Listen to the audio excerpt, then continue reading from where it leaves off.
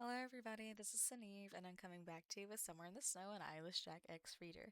Chapter 16 Not the Normal Bats and Bears in a Cave. Fuck, fuck, fuck, fuck, Zero repeatedly said, rushing down every hall, dodging away from the golden strings that latch onto you like a dog's ticks. Zero desperately tried to find Toby after hearing that he had returned from his mission and was here, in the mansion. She ran past many others, like Kobe, in which he almost dropped his documents on his project, when Zero suddenly flashed right in front of him and getting him caught off guard. Then there was Sally and Lulu, who just watched her run around the place, mouth agape for a second from confusion. Then a little look at each other, which turned into a quick giggle before going back to their business. The two girls walked towards a room that was made for children of the mansion, so they could entertain themselves and have fun with the toys and costumes that was held inside. Lulu took the lead and approached the door barefooted, tilting her head at the door for the stamp before reaching forward and opening the room. "You may go inside, madam," Lulu smiled before stepping aside, her bloodied hand staining the knob. Lulu had black hair that was styled in two pigtails and that fell in front of her face to hide the empty sockets, though the blood that streamed down her sockets wasn't able to be hidden and just made her bangs dry, crunchy, or wet from the blood that drooped out. Lulu wore a collared, flowy blue dress that only fell to only half of her thighs, showing the bruises and cuts that never seemed to heal, get infected, but just stayed there. Sally smiled at this as she held onto the old brown teddy bear. "Thank you, my lovely, beautiful maid," Sally sang before hopping into the room. Her long, curly brown hair that jumped, as well as her pink dress that went to her knees. She wore comfy white socks that were stained brown and red from the blood, cuts, bites, and gashes that were embedded in her skin. As well as her dress and bear, Sally had pretty emerald eyes that stood out from the blood that flowed from her forehead. Lulu hummed before her mouth opened again. "How about you, Archibald?" she questioned, gesturing to the bear that was in between Sally's arms. There was a minute of silence from the three of them. "Well, that was wasted once Archibald said its thanks. I'll rip your nose off and stuff it into those sockets of yours." It suddenly tried jumping out of Sally's arms before it was pulled back. The bear that Sally held was Archibald. It was named that because Jason had suggested it, and Sally agreed to it because the bear was just named Teddy or Bear before, and which it didn't quite like that name. And because, well, Archie bald. It was funny and cute to Sally, plus the bear seemed to prefer that over just Bear or Teddy. Archibald was a teddy bear in which looks innocent but was really a cussing and threat machine. Oh, and also biting. Archibald's mouth formed and opened, its sharp teeth snarling, but while spat flew everywhere, making Lulu chuckle and lean back away. The teddy bear rapidly twisted, turned, and snapped, and tried pushing away from Sally, but she had a tight hug onto it, even at the rapid speed of the bear's thrashing. "You whore, bitch!"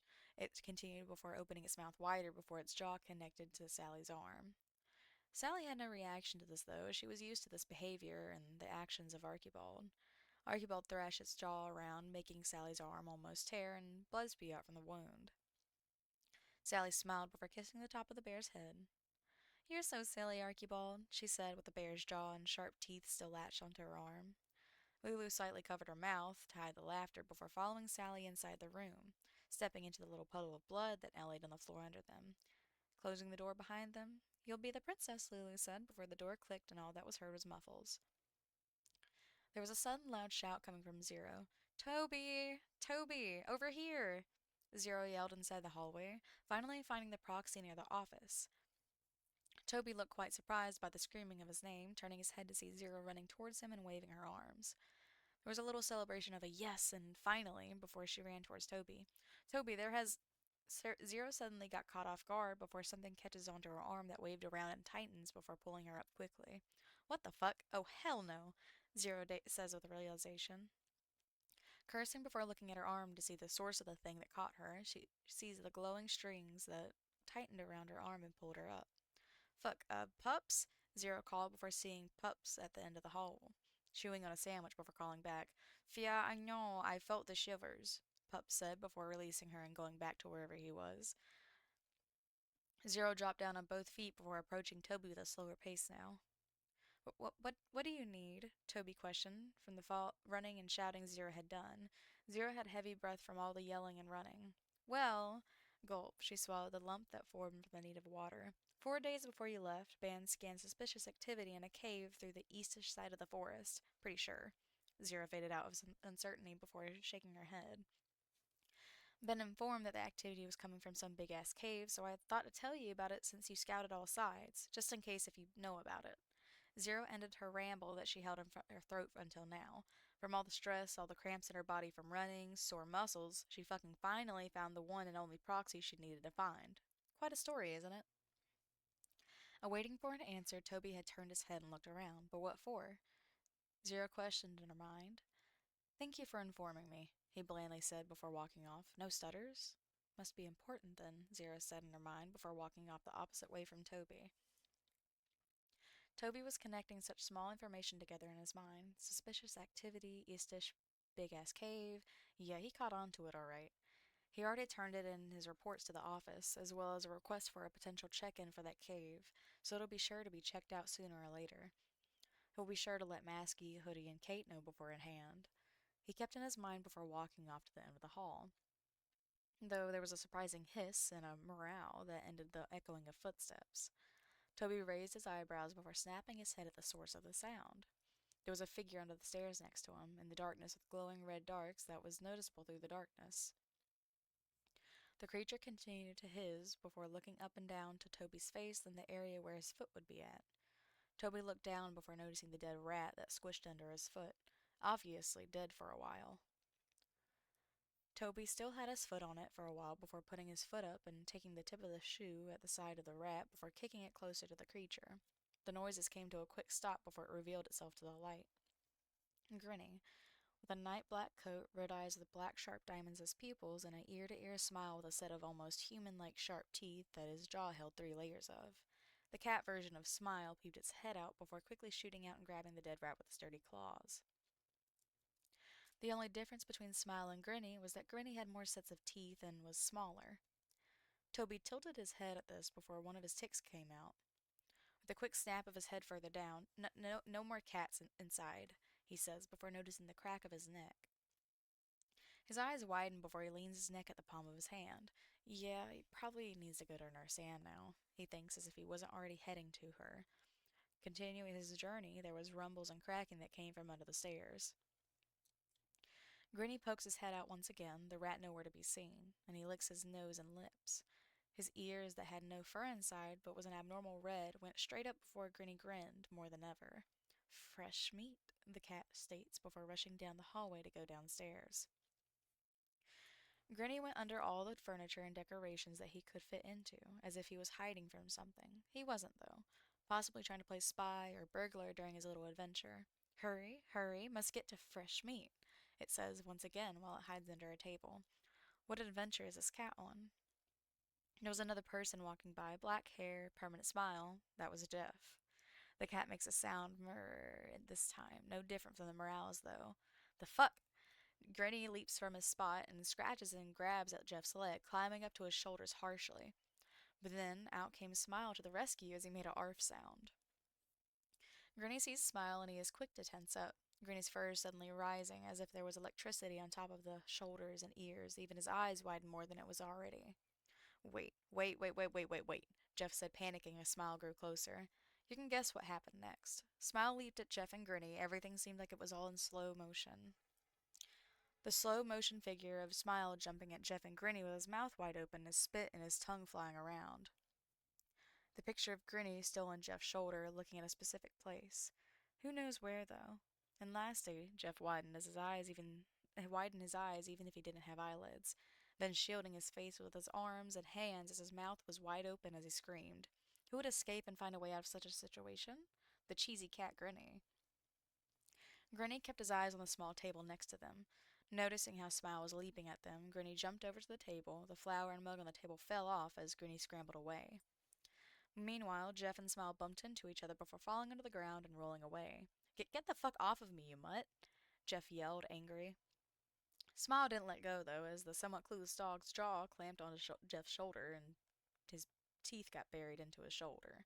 Jeff and Smile then had a whole wrestle. As others hear the situation, they run towards them before trying to pull them both off. Lucky Grinny, though. Grinny ran away before reaching the hangout room area. There was curious people coming up, so Grinny had to get them out the way. What could a small being like him do to people who are much bigger than his figure? Jump on them, of course. in the worst way possible. Smile leaps over at the people coming up and scratches at their faces. Each and every one of them got the treat. The people scream and grip onto Grinny as he tears at their faces, but you always manage to slip off before you finally reach the end of the staircases. Grinny lands on his paws before approaching the front door. It opened at the right time. A figure of Kate shows up before Granny slides between her legs, leaving her to almost trip on her feet in confusion, was written all over her face as she watched the cat slip away into the snowy landscape. Kate, we need some help here, Somewhere calls out from the hallway before Kate looks to see the commotion before she acts with purpose, rushing to the troublesome situation. What could have possibly caused such a scene? The cheesy cat, Gurney, of course. Why'd we get sent? Clockwork complains as she walked through the snow. Don't know, but it's a new thing for me, a male voice follows along. Yeah, well, you're going to hate it. Also, what kind of mixed match is this? Me, you, Toby? Is your boss on some drugs right now? Clockwork shouts. Helen, also known as Bloody Painter, leans his head away as Clockwork yells in his ear. Helen wore a dark blue collared sweater that was rolled up to his elbows, but to keep his warmth, he also wore long black gloves that also went to his elbows. It was enough to cover his skin that was going to show. He had a smiley face pin on the left side of his sweater, and he had a plain gray sweater under the other sweater he wore over. Helen had a mask to cover his face, black, slightly slanted eyes, and a red, creepy smile drawn with blood that dripped slightly. As for his legs, he just wore simple black jeans and long black boots that were almost knee high. Helen steps over the snow as his black hair and bangs flowed behind him and over his mask covered forehead. Stop your yelling, you're. Mice! Toby stops as a thick German accent suddenly comes out, as well as a tick. You're going to alert something, Toby continued to say. Clockwork groans at this before she mumbles and murmurs something inaudible. Let's just hope it's nothing so we can get over this, Helen says, sighs, letting the fog from in front of his face before walking forward as the fog disappears. Toby eyes the two before looking back in front of them as they walk their way to the cave's location. He snorts at his throat. Yeah, right. Toby furrows his eyebrows before keeping an eye on the surroundings once again. The other two did the same. Just because they didn't want anything to do with something doesn't mean they have to lack over. The moment of silence fills the forest. No talking, no birds, just no animals in general. Not even any traces. Bad news. Why? Because they were currently out of the fake forest. The fake forest was landed as a distraction, almost a wall to keep the mansion from the dangers. That was the reason why Toby was assigned to scout the area. Now here they are, keeping their alerted minds out and scanning the area. Who knows what can come out? Toby stops instantly and puts a pointing finger up to indicate the other two to stop moving. Clockwork slowly grabs a hand of her gun as well as Helen as they wait on Toby's sign. The wind makes a whisper through the trees. There was a sound of just the tree's branches and little to nothing leaves shuffling. Though they decided to wait more, nothing. Toby puts his hands down before walking forward into their journey. Clockwork exhales through her nose from keeping her breath in as if it would cover over the sound of Toby thought he heard. Helen just kept looking forward and following Toby. Moving more into the east of the forest, they finally meet the big-ass cave Zero and Ben said to be suspicious. They were right about it being a big-ass fuck, Clockwork says as they were all slightly consumed by the deep darkness. Inspiring, Helen mumbles, noting in his mind to himself, of course, to remember the scenery and paint it in his free time. Clockwork turns her head at Helen, making a confused huh sound. Helen shakes his head. Nothing, he says before Toby finally speaks up. Come on, he says, taking out one of his hatchets. Yeah, Clockwork rolls her eyes, taking out her gun and flashlight, as well as Helen. Clockwork and Helen shakes the flashlights, in which it turns on and glows enough to see through the welcoming darkness of the cave. They explore the interior, noticing the icicles and bats that fill the cave. It's like a fucking breeding spawn here. Aren't these bats supposed to migrate? Clockwork questions. These ones don't, it looks like. Toby answers, taking his eyes off the glow of the flashlights and looking upon himself to adjust to the dark. Half an hour in, they feel the need to leave. I hate scouting, Helen says. What a world you don't know. Clockwork follows along.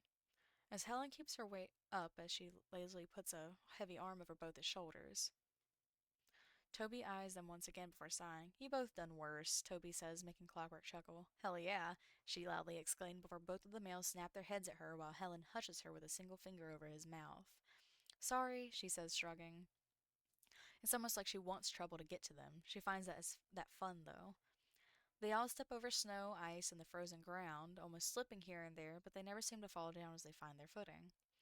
5 minutes passed and nothing. It's all just batshit and bones in this bitch, Clockwork cusses. You might jinx it, Helen says before Clockwork widens her eyes. I like trouble and all, but don't say that word. It gives me the shivers. Clockwork states a fact about herself before noticing how it all became dark. Both their flashlights went off. Oh shit, my bad. Clockwork and Helen shakes their flashlights before it turns back on once again. Toby goes ahead of them, curious of something. Fuck, Toby, stop running off! Clockwork notices Toby's distance away from them before both Helen and Clockwork catch up to him. Toby furrows his eyes once again. He didn't like the feeling. Ever since they came near to the cave, it was a feeling of uncertainty, hesitation, and a whole bunch of heart pounding shit. Geez, dude, we get you're all higher up and shit, Clockwork says in a baby voice, but that doesn't mean you should leave us and go off like a kid, she says, scolding the boy. Helen tilts his head at the behavior of Toby. Hmm? Helen hums before Toby interrupts his light Toby demands.